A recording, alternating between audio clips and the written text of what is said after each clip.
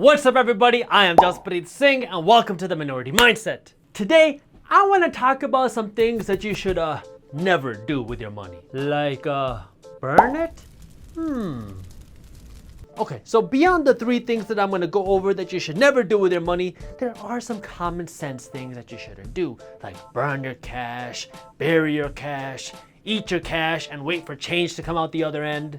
Oh, hey, would you look at that? It's a quarter. Hopefully those were common sense because the next three I'm going to tell you aren't so obvious. But before we get into it, make sure you hit that thumbs up button below and subscribe to the Minority Mindset YouTube channel. That way you don't miss new videos every week. The first thing you should never do with your money is treat it like gold. Gold is a tangible asset. It has intrinsic value. You can touch it, see it, and even eat it. You know, with gold flakes. Gold has real intrinsic value while your cash doesn't. Our cash only has make-believe value. The only reason your green piece of paper with $100 written on it can buy you a pair of shoes is because the government says that your $100 bill has value. Your cash is not backed by gold or silver or oil or anything like that. It's just monopoly money with a promise by the government saying it has value.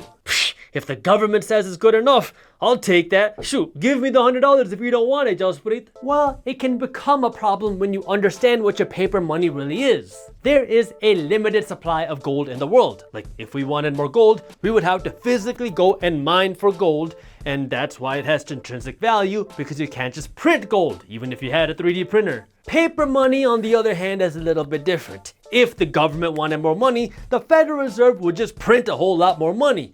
And the cost to make a $100 bill is something like 12 cents. That's why if you hoard your cash as if it was gold, you are becoming poorer. What you talking about, Jaspreet? If I have a lot of money, I can buy a lot of things. Well, because more and more money is printed every single day, the value of your cash that you have saved up is losing 2 to 3% of its value every single year. If you saved $1 million in your bank paying an average interest rate of 0.1%, you would lose around $20,000 worth of buying power in just 1 year because you thought you were being smart by saving your money. What you should be doing is taking your extra cash and using it to buy things with real value like gold. Or even better, you can use your extra cash to invest in companies that you like through the stock market, or you can buy businesses by franchising something, or you can start your own real estate portfolio, and these things will pay you the supplemental income. So now you're using your cash to become wealthier instead of hoarding it to become poorer. Second, you should never finance things that you don't need, that you can't afford, that don't pay you with money that's not yours. Look, here's the way the world works. Everybody wants to take their hand and put it in your pocket and take some of your money and then put it in theirs. What's up guys, you see this basketball? It's on sale today only, so get it while supplies last. There's nothing wrong with spending money to buy things that you like or that you want. I mean, that's the whole point of making money, but the issue is how much money we're spending. In 2019, the Federal Reserve Bank of New York did a study and they found that total household consumer debt is $1 trillion more now than it was during the 2008 peak. $1 trillion.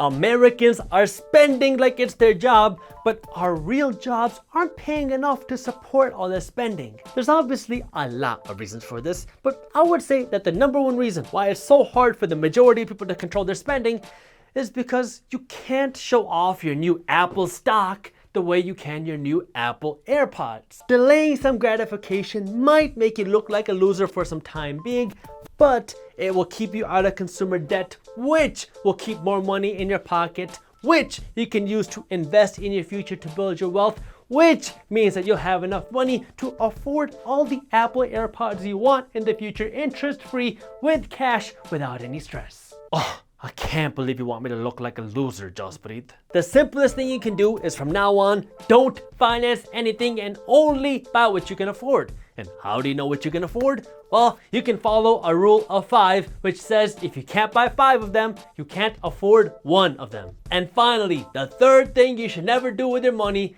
is trust it with somebody who's never made any money. Let me ask you this. If LeBron James, one of the best basketball players in NBA history, came to you with tips on how to improve your shot, would you listen to him?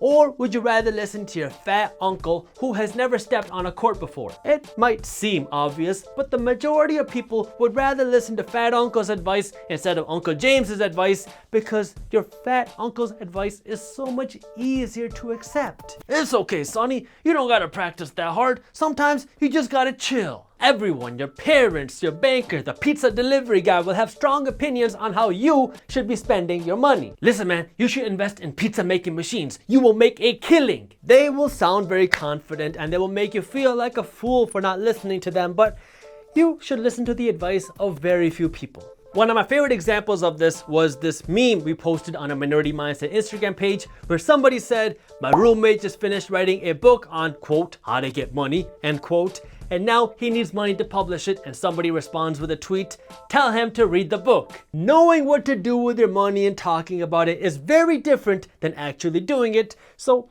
listen to the people that have actually done it instead of the people that are just talking about it.